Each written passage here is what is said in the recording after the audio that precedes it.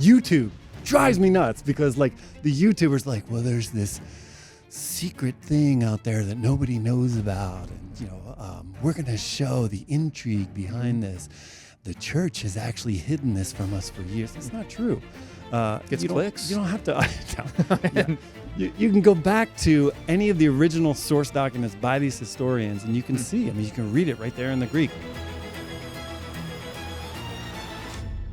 So we do have lots of evidence of people who wrote outside the Bible. Like you said, Tacitus, we've got Suetonius, we've got Josephus. And so all these people, they talked about Jesus.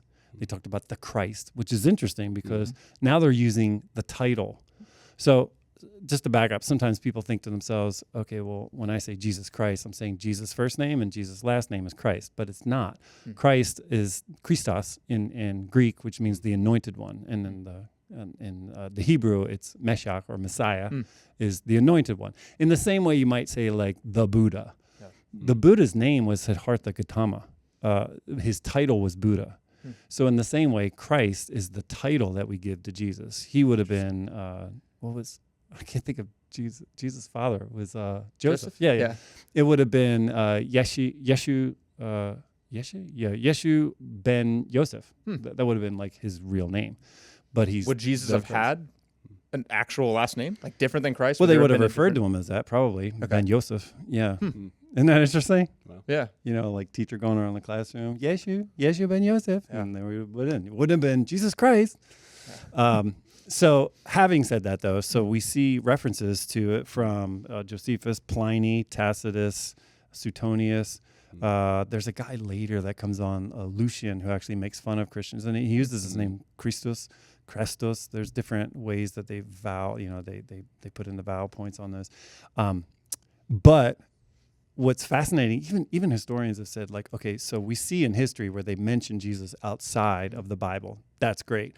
But they've noticed how sometimes they seem to be edited. Like it'll say Jesus Christ, and then in language that's not part of the original, where it's like he was a wonder worker of many things, and so in these historians' accounts. Yeah. Wow. So they cast doubt on these historians, but the problem is, it is in the original parts where it talks about Jesus and it talks about the crucifixion, and someone has come along later and added some things in there. He did miracles and it was amazing, just again verbs and language that wasn't used in the original text, but it still doesn't get rid of the idea that there are people outside of the Bible who recognize that there was a guy named Jesus who died on a cross, and people claim to have seen him rose from the dead. Yeah. And so these people outside of the Bible, were they believers? Were they similar to the disciples? Were they like some were Jews, some were Romans? I mean, they were just historians. They were just people who mentioned, okay, this happened in the area. So anybody,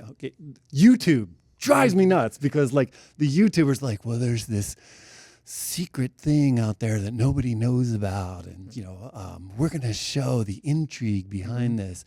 The church has actually hidden this from us for years. That's not true. Gets clicks. You don't have to.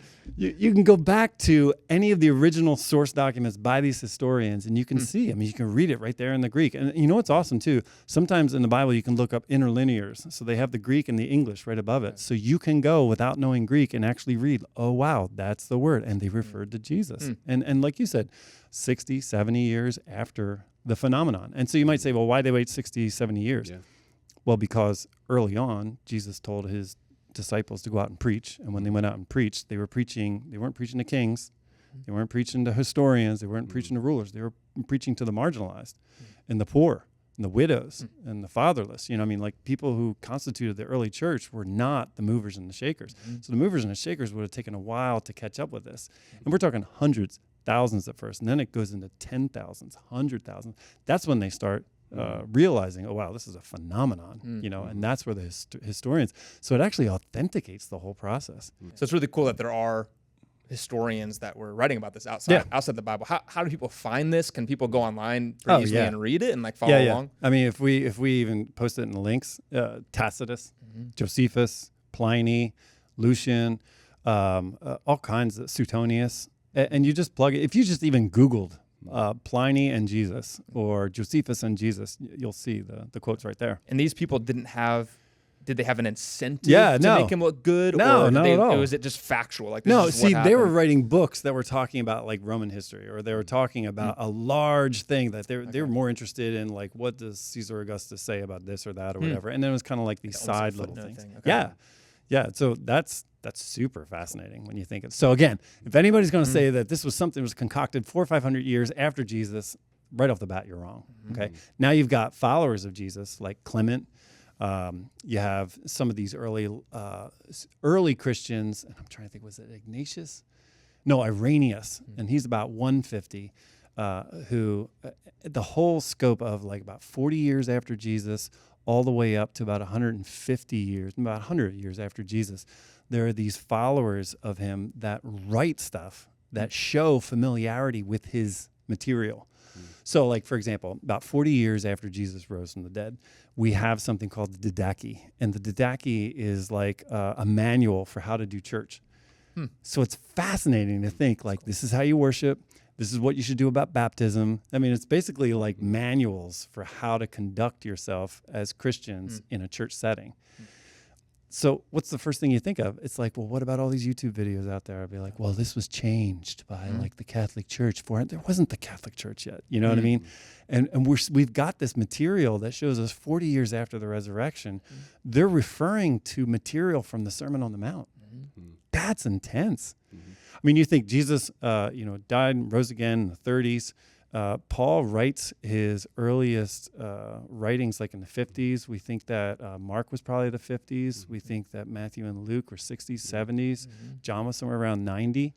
And John, doesn't he even reference in like 1 Corinthians text that was actually earlier? Yeah. That actually would have been like almost like within the decade of Jesus. Yeah. Going to the cross. Yeah, good point. And like the creed. I was going to say there's not only that, but he quotes like poems or songs that were chanted by early Christians. Oh, wow. That are formulaic, like he died and rose again, like that sort of thing, which shows years and years of formulaic type of attention to like a creed or something like that. So, yeah, I mean, it's really fascinating. You can go right now. Okay, so this is cool.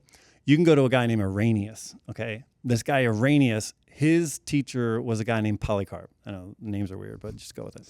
Someone's middle name. Yeah. Next Somebody couple years for Polycarp. sure. He coming back. got a lot of fish. I don't know, but so you I got was thinking Polycarp. Pokemon, but that's right. Are you serious? Yeah, man. That's Poliwag, bad. anybody? You Pokemon? should not admit that. You got to go with the fishing analogy first. I got to stay true to who I am, That's right? true. That's true. Was there a Pokemon named I think Polycarp? Polywag. See, the limitation of my Snorlax, knowledge is the really, original 151, but I digress. Okay, there's too many. What is of the them now. original 150? Oh, it's the That was original the number. first 151 Pokemon, Okay. and then they made like millions, and I can't remember any of the others. They But got a handful. Poliwag, Should I we- remember, and that's what came. Should into we mind. do a podcast on the original? Yeah, episode 7 is gonna be about Pokemon. Is so we'll that get to CE or Oh, BCE? my mom banned it from my house. that. Yeah. Yeah, that happened. So if you want to go back, pulling us back, if you want to go back and actually look at, you can actually Google this right now, Iraneus, Irenaeus, Iraneus, and John the disciple. And what you find, he actually, and part of it is against heresies, he has his little side note.